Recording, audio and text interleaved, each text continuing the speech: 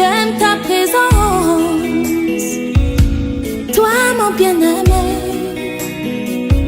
Prends-moi dans tes bras d'amour, Jésus. Serre-moi comme ton cœur. Prends-moi dans tes bras d'amour, Jésus. Serre-moi comme ton cœur. J'aime ta présence. Si tu as péché, ce n'est pas le problème de Dieu. Dieu a donné la portion magique pour la solution de ton péché. Regarde à la croix. J'aime ta présence, Jésus mon roi. Le psaume 34, versets 1 à 11. Le psaume 34, versets 1 à 11. Et nous lisons. De David, lorsqu'il contrefit l'insensé en présence d'Abimelech et qu'il s'en alla chasser par lui. Voici ce qu'un fugitif déclare. Je bénirai l'Éternel en tout temps. Sa louange sera toujours dans ma bouche. Que mon âme se glorifie en l'Éternel. Que les malheureux écoutent et se réjouissent. Exaltez avec moi l'Éternel. Célébrons tous son nom. J'ai cherché l'Éternel et il m'a répondu. Il m'a délivré de toutes mes frayeurs. Quand on tourne vers lui les regards, on est rayonnant de joie et le visage ne se couvre pas de honte. Quand un malheureux crie, l'Éternel entend et il le sauve de toutes ses détresses. L'ange de l'Éternel campe autour de ceux qui le craignent et il les arrache au danger. Sentez et voyez combien l'Éternel est bon. Heureux l'homme qui cherche en lui son refuge. Criez l'Éternel, vous ses saints, car rien ne manque à ceux qui le craignent. Les lionceaux éprouvent la disette et la faim, mais ceux qui cherchent l'Éternel ne sont privés d'aucun bien. Amen.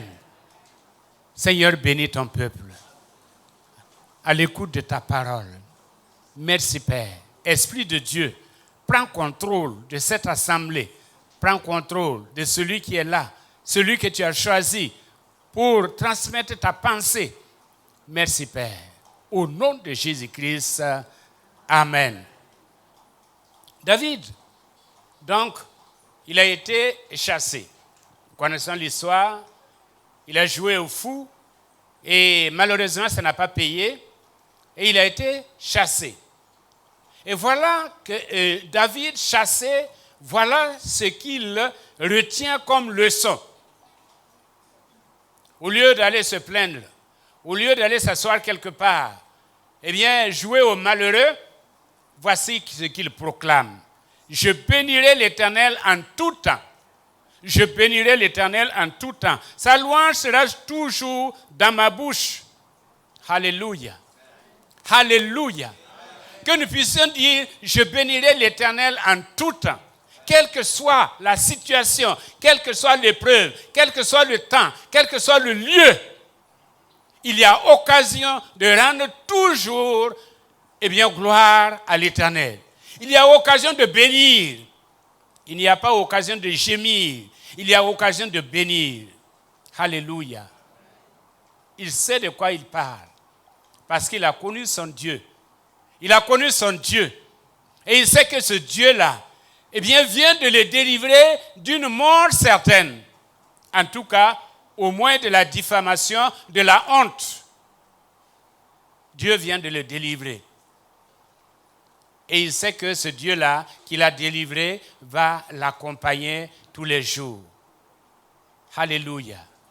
C'est une décision personnelle de David, de dire, en disant, je bénirai l'Éternel en tout temps. Parce que rien ne lui disait, ou rien ne prédisait, ou rien ne l'incitait à bénir l'Éternel. Mais David dit, comme j'ai béni l'Éternel hier, je bénirai l'Éternel aujourd'hui, et demain encore, je vais le bénir. Amen. Mon frère, ma soeur, qu'aucune situation ne t'empêche de bénir l'Éternel. Alléluia. Qu'aucun homme ne t'empêche de bénir l'Éternel. Qu'aucune femme ne t'empêche de bénir l'Éternel. Parce que, en bénissant l'Éternel, ailleurs, c'est le même David qui a dit, je m'écris, loué soit l'Éternel, et je suis délivré de tous mes ennemis. Alléluia. Les lionceaux éprouvent la disette. Mais ceux qui cherchent l'Éternel ne sont privés d'aucun bien. Si le lionceau, j'allais dire le fils du lion, le produit du lion, qui est fort dans la forêt, qui attrape n'importe qui, si le lionceau lui-même éprouve de la disette, c'est-à-dire à un moment donné, il n'y a rien à manger. David dit, même si le lionceau éprouve la disette, celui qui se confie en l'Éternel ne manque de rien. Alléluia. Que le nom de l'Éternel soit loué. Nous sommes venus pour rendre grâce à Dieu. Rendre grâce à Dieu. Je voulais que chacun de nous, et à la fin, je vais demander au groupe de nous chanter contre les bienfaits de l'Éternel. Alléluia. Que chacun de nous s'assoie et puis il fait le bilan. Vous savez, comment on appelle ça? Un conseiller familial, et nous l'avons vu à travers des films, eh bien, quand un couple ne s'entend pas, par exemple, on demande à la femme, va, on lui donne une feuille, et on lui dit, eh bien, sur un côté, tu vas marquer tout ce qu'il a fait de bien. Et sur l'autre, sur le recto, tu vas marquer tout ce qu'il a fait de mauvais. Si le bon l'emporte sur le mauvais, non, il n'y a pas d'espoir. Mais généralement, le bon a toujours l'emporté sur le mauvais. Et on se rend compte que c'est peut-être 2 ou 3 choses par rapport à une centaine de choses. Faisons le bilan avec Dieu. Alléluia. Sur un côté, écrivons tout ce que Dieu a fait pour nous. Ne serait-ce que l'air que nous respirons aujourd'hui, là, si c'était comptabilisé. Professeur Cabré, les gaz, là, quand vous mettez quelqu'un sous gaz, ça coûte cher. Hein? Après, il faut payer. Et Dieu ne nous met pas sous gaz. Il nous donne l'air à respirer gratuitement. Et avec tout ça, on trouve que Dieu n'est pas bon. Ah, mais pourquoi c'est lui que tu as toujours béni? Pourquoi c'est lui qui a une voiture? Pourquoi c'est lui qui a une maison? Pourquoi c'est lui, et pas moi? Ingrat. Ingrat que tu es. Si tu veux voir, Dieu t'a donné. Dieu t'a donné. Et nous voulons dire que dans cette église, Dieu a fait pour nous de grandes choses.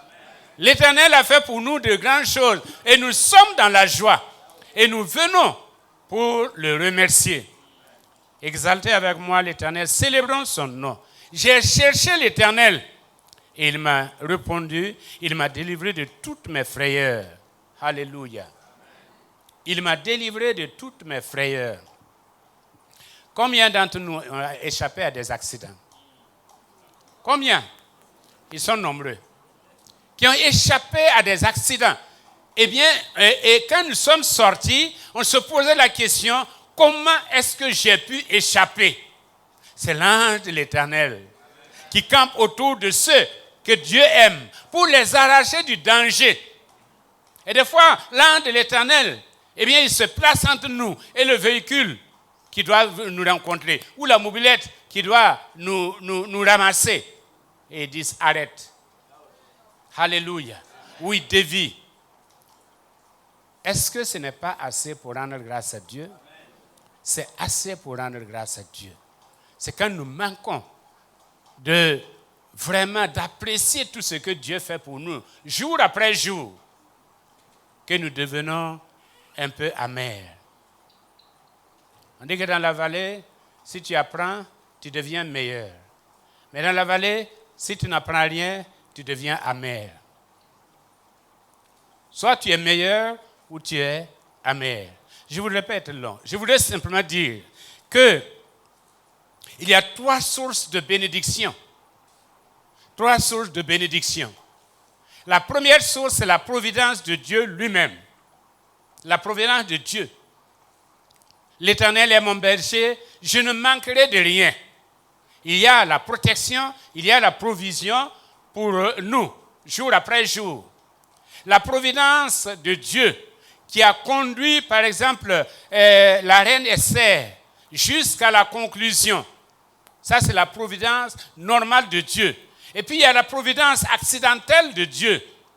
C'est celle qui a sauvé les 3 amis de Daniel. C'est celle qui a sauvé Daniel de la fosse au lion. Dieu intervient soit régulièrement ou bien accidentellement si besoin en est pour nous sortir d'une certaine situation. Vous savez, j'aime les miracles, mais les miracles ne sont pas normatifs. Les miracles ne sont pas normatifs. Dans la vie d'un individu, il peut ne pas avoir des miracles, mais toute sa vie est un miracle. Amen. Toute ma vie est un miracle. Parce que quand je regarde d'où je suis venu et ce que je suis aujourd'hui, je rends grâce à Dieu. N'eût été la grâce de Dieu, je ne serais pas là aujourd'hui. Et n'eût été la grâce de Dieu, si tu étais au village, tu ne serais pas ce que tu es aujourd'hui. Il y a tabac, il y a goura. Hein? Il y a nama. Mais la grâce de Dieu a fait de toi ce que tu es aujourd'hui. Et quand on te voit, eh bien, on s'étonne. On s'étonne. Pourquoi? Dieu est avec toi. Ça, c'est sa providence normale. C'est-à-dire, je connais les projets que j'ai formés à ton endroit. Projets de paix, afin de t'assurer le repos. C'est ce que Dieu fait pour chacun de nous. Et même si nous traversons des zones d'ombre, l'Éternel est toujours avec nous.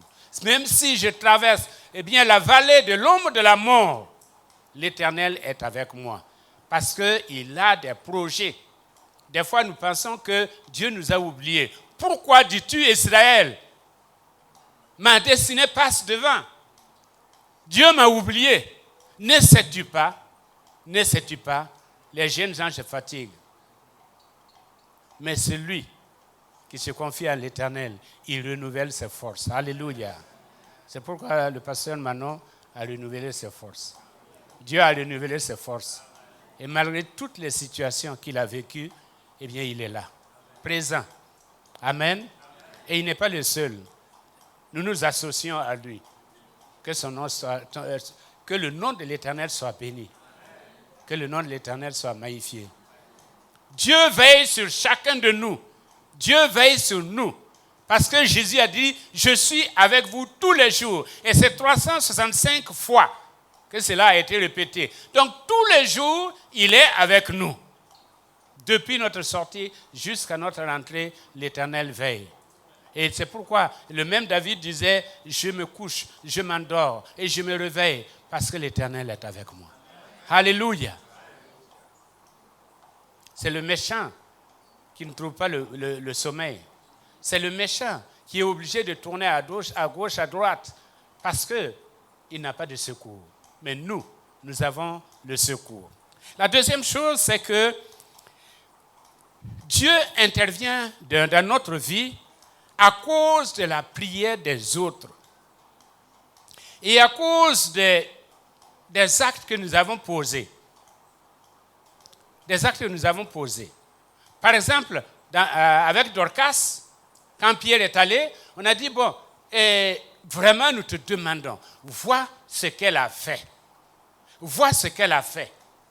Elle faisait des habits pour les veuves, pour les orphelins, pour les enfants. Vois ce qu'elle a fait. Elle nous était utile.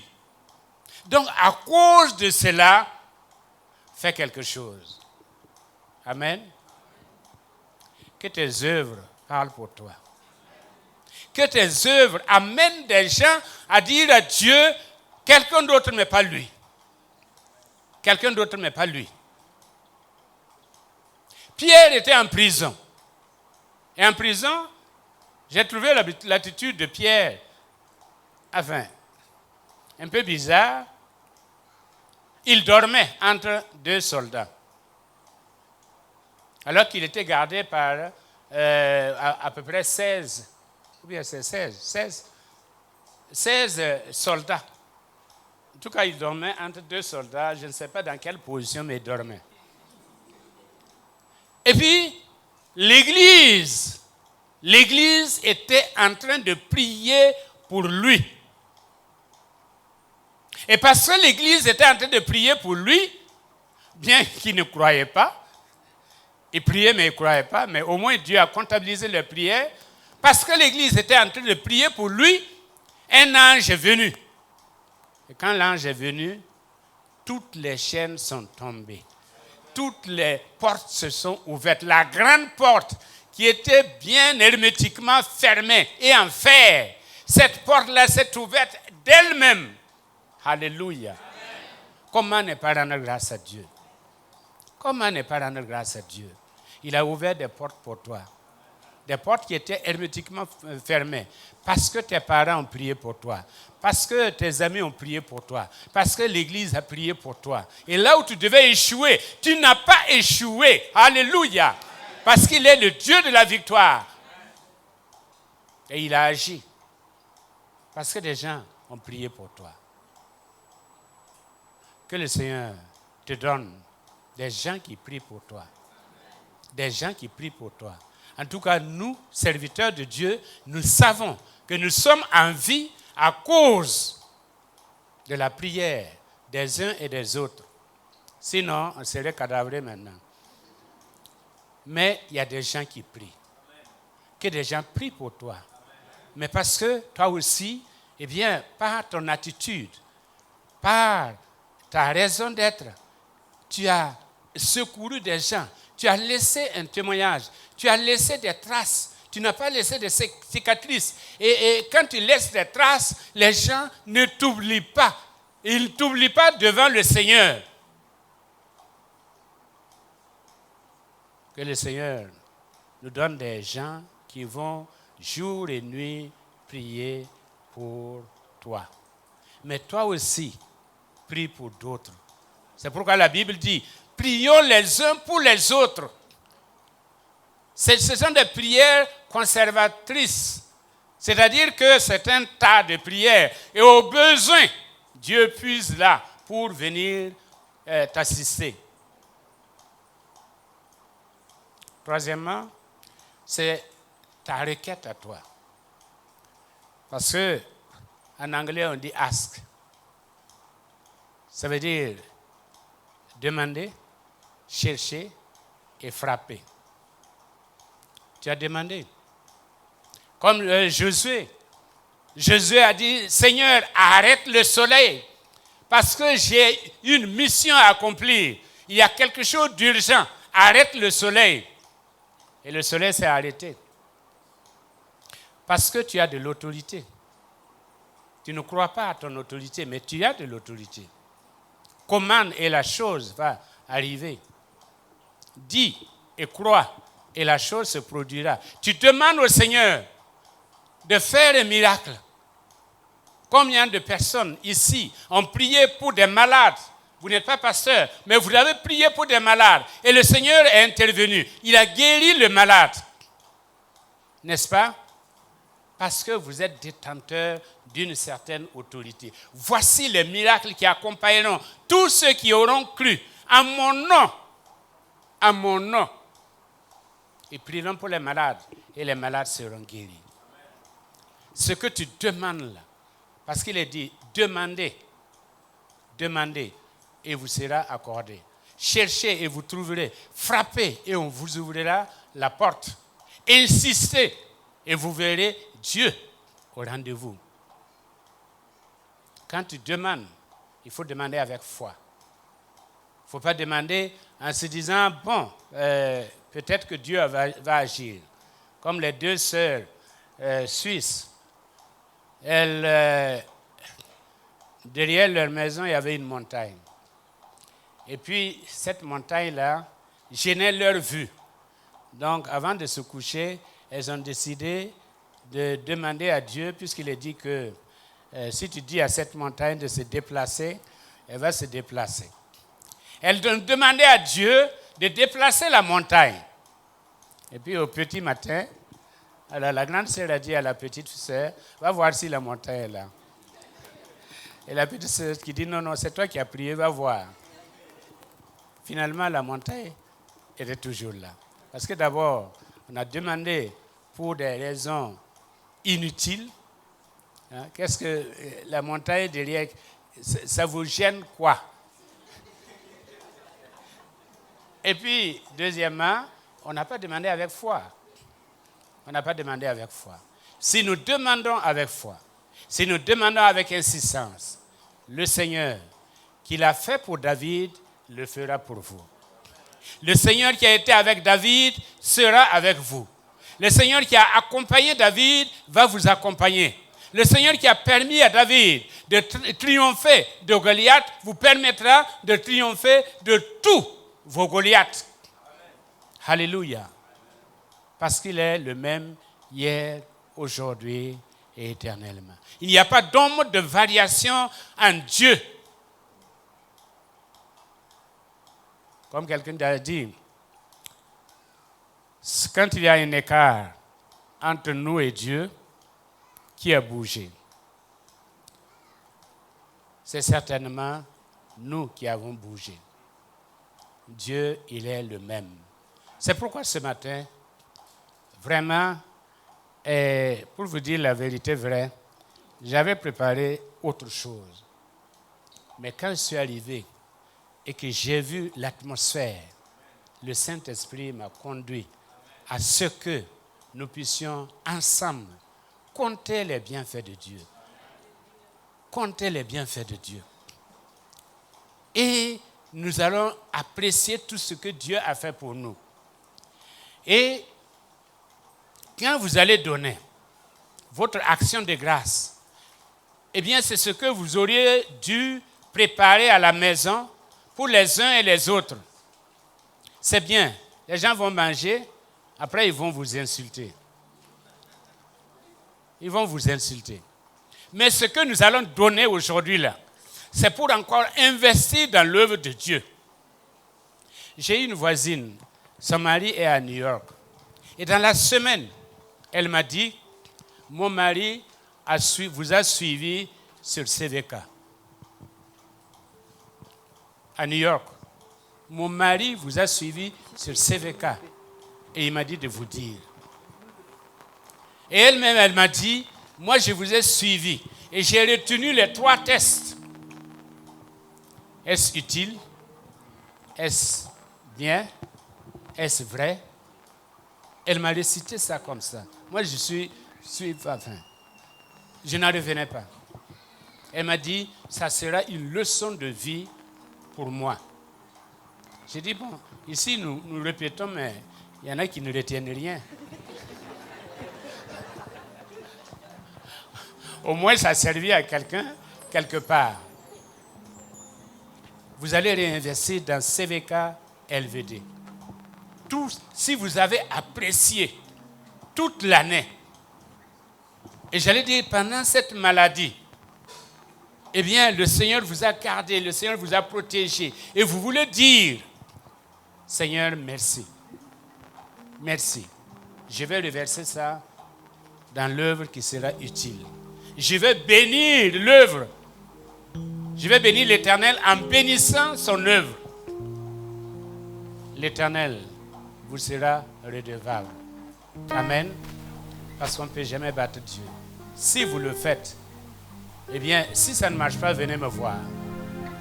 Si ça ne marche pas, venez me voir. Et je demanderai à Dieu, parce que c'est lui qui m'a dit de parler, que son nom soit loué. Yes, Dieu.